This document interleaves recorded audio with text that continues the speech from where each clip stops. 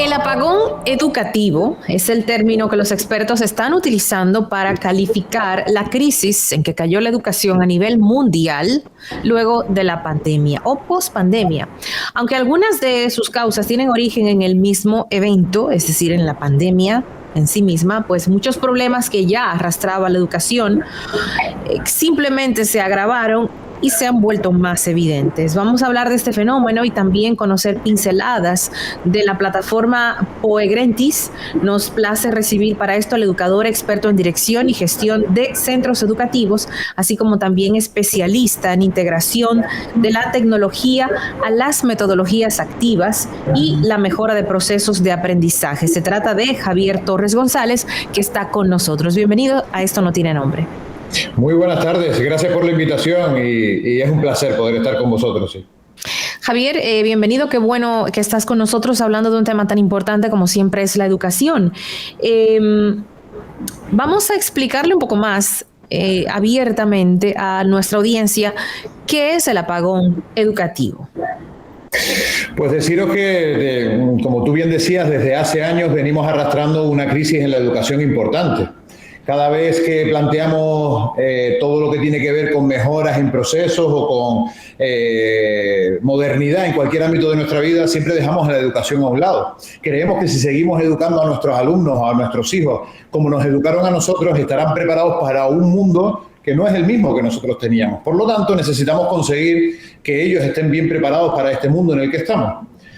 Lo rápido que ha ido el mundo en estos 2 años. O sea, la pandemia ha hecho acelerar muchísimas cosas, muchísimos procesos, la tecnología ha llegado y bueno, hay estudios en España que hablan de un resumen de 10 años de avance tecnológico en estos 2 años de pandemia y hemos conseguido que la tecnología pase a formar parte de nuestra vida. Pero no solo la tecnología, sino que las empresas ahora lo que están buscando son profesionales que aporten valor al mundo de la empresa.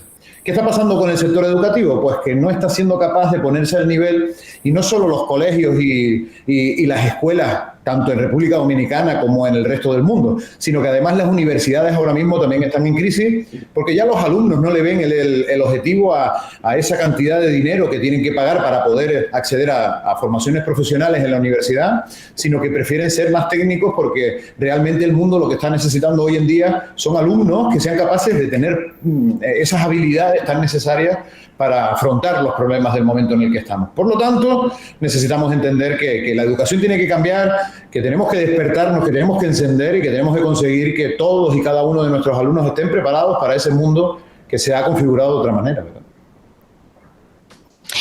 ¿Cuáles serían esas, digamos,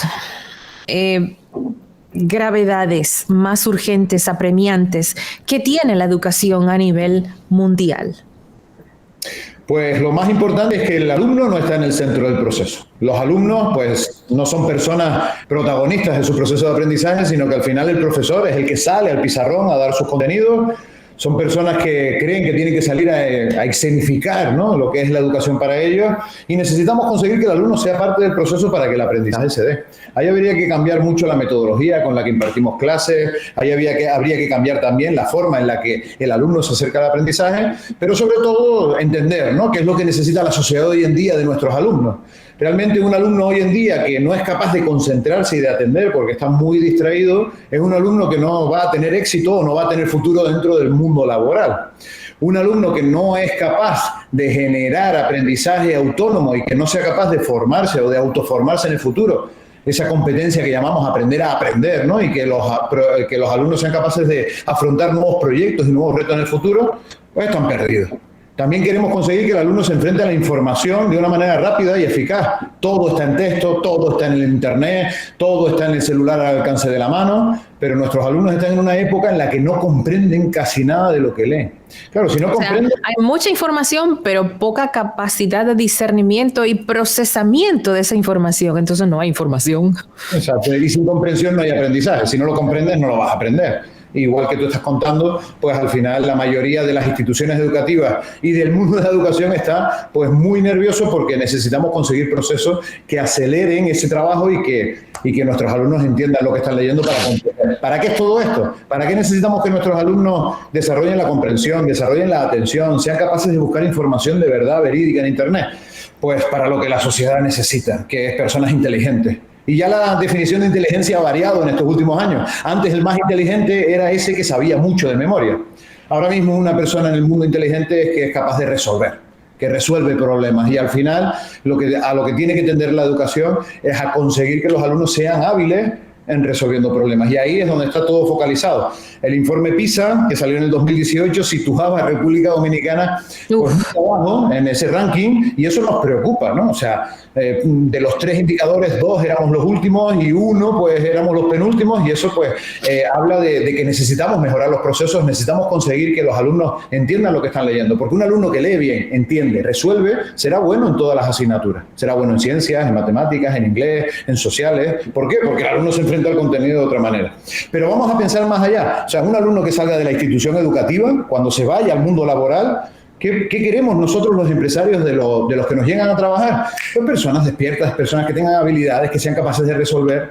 Y eso es ahí donde estamos empezando a trabajar con los colegios, con las instituciones educativas, consiguiendo que los profesionales, los profesores, pues den ese encendido, ¿no? a ese momento de oscuridad que hemos tenido en estos 2 últimos años, que ya venía arrastrado de los años anteriores, y que empecemos a trabajar con los alumnos realmente en procesos mentales y en habilidades de pensamiento, ¿no?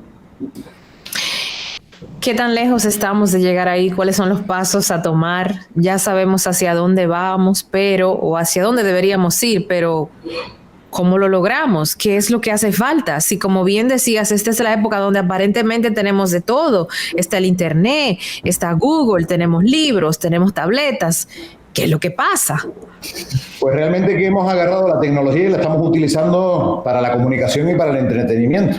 O sea, es maravilloso que podamos estar ahora haciendo un programa de radio y que estemos llegando a muchas personas y que la tecnología nos ayude. Pero ¿y por qué no ponemos la tecnología también al servicio del aprendizaje?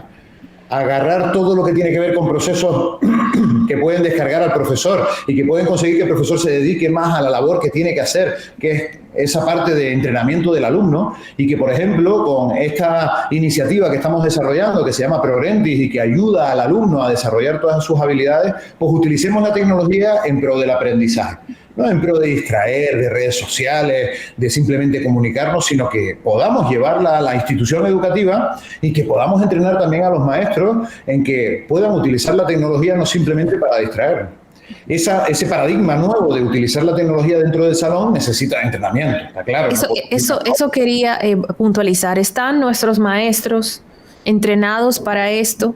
Ya que, como bien decías, el modelo anterior era básicamente, y creo haber visto hace un tiempo un reportaje muy interesante que hablaba sobre eso, que era como tratar al alumno como un recipiente en el que tú vas echando cosas y ya, pero no como un ente activo dentro de su propia educación, dentro de su propia formación. Entonces, la mayoría de nuestros maestros todavía funciona así. Si a eso le agregamos el elemento de la tecnología, ¿cuál es el estatus? No es simplemente que yo sé dar clase y ahora tengo una tableta. ¿Requiere eso de una adecuación? Exacto. Fíjate que la pandemia también nos ha traído muchas oportunidades.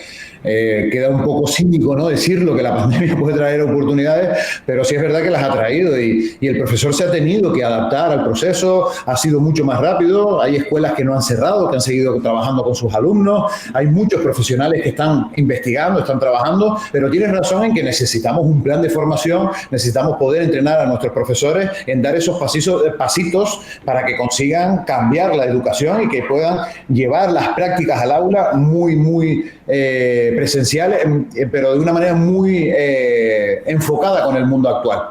Sí, los profesores pues saben mucho de matemáticas, saben mucho de lengua española, saben mucho de ciencias sociales, saben mucho de física y química, pero nos falta enseñarles para que puedan ser capaces de conseguir el aprendizaje de sus alumnos. Puede ser el mejor pintor del mundo, pero no sabes enseñar a pintar. Puede ser el mejor futbolista del mundo, pero no sabes enseñar a jugar a fútbol, no sirves para una escuela. Por lo tanto, ¿qué queremos de nuestros profesores? ¿Que sean los mejores licenciados en las matemáticas o que tengan habilidades para enseñar? Y ahí pues estamos generando esa revolución que tiene que partir de la universidad, creo yo, porque al final en la universidad es donde se cuecen y donde se preparan esos profesionales del futuro, pero también estamos apoyando a las instituciones educativas para que en el momento actual los profesores, que muchos, yo diría la mayoría, están ávidos de conseguir esas estrategias porque son profesionales de su sector y quieren mejorar el aprendizaje de sus alumnos, poder entrenarlos para que tengan esa capacidad de generar un aprendizaje un poquito más experiencial, que la experiencia de nuestros alumnos sirva para el proceso. Y ahí desde ProRentis, no solo en ese entrenamiento de habilidades de nuestros alumnos en cada una de las instituciones, estamos acompañando también a muchas escuelas y muchos colegios de República Dominicana en ese proceso, ¿no? De conseguir que los docentes pues tengan habilidades y vean nuevas formas de poder llegar a nuestros alumnos y que el contenido, los temas que tengo que dar antes de que termine el año, no sea lo más importante. Es importante, o sea, hay que aprender cosas, hay que saber cosas, pero es más importante el cómo llego a ese contenido, cómo lo asimilo, cómo el alumno es capaz de vivirlo y de necesitarlo. Porque al final, aprendizaje sin experiencia, pues se queda olvidado, como tú bien decías, ¿no? No podemos llenar el cerebro, necesitamos encender el cerebro y conseguir que el alumno genere talento. Oye, tú que eres bueno, ¿en qué eres una persona que va a marcar la diferencia? No puede ser que un alumno de 18 años salga de la institución sin saber en qué es bueno, sin saber en qué proceso él es el mejor, en qué puede desarrollar ese talento. Y ahí en la educación estamos trabajando. Verás que es una labor ardua y nos queda mucho recorrido por hacer, pero estamos súper ilusionados y súper comprometidos con todo lo que tiene que ver con aprendizaje y educación. Todo esto para lograr reducir el apagón educativo. Sí, exacto, porque queremos que los profesores enciendan, queremos que los profesores sean capaces de decir, oye, que se puede seguir adelante, que se puede llegar, pero necesitamos ayuda. Pues ahí estamos. ProRentis está focalizado en conseguir que nuestros alumnos desarrollen esas habilidades, pero también en conseguir dar un poquito de esperanza y de, oye, vamos a ponernos en el camino para que en los próximos años de verdad se vea ese cambio y esa oportunidad de cambio que nos ha traído estos tiempos tan convulsos, ¿no?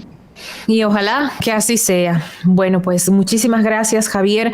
Amigos, hemos conversado con Javier Torres González, quien es experto en dirección y gestión de centros educativos, así como especialista en integración de la tecnología a las metodologías activas y a la mejora de los procesos de aprendizaje. Con él hemos conversado sobre el apagón educativo, que no es más que el término que los expertos utilizan para calificar la crisis en la que ha caído la educación a nivel mundial post pandemia, aunque algunas de sus causas ya tenían un origen, tienen un origen en el evento mismo, en la misma pandemia, pues muchos problemas que arrastraba la educación simplemente luego de la pandemia se agravaron o se han hecho más evidentes. Javier, nuevamente muchísimas gracias por acompañarnos y mostrarnos la realidad de la educación. Lanzar un mensaje de ánimo y de esperanza, que aunque estamos también con toda la pandemia, la tecnología no ha venido simplemente a complicarnos la vida, sino que al contrario, podemos utilizarla para conseguir todo lo que tiene que ver con el aprendizaje y hacer más felices a nuestros alumnos. Muchísimas gracias y un abrazo.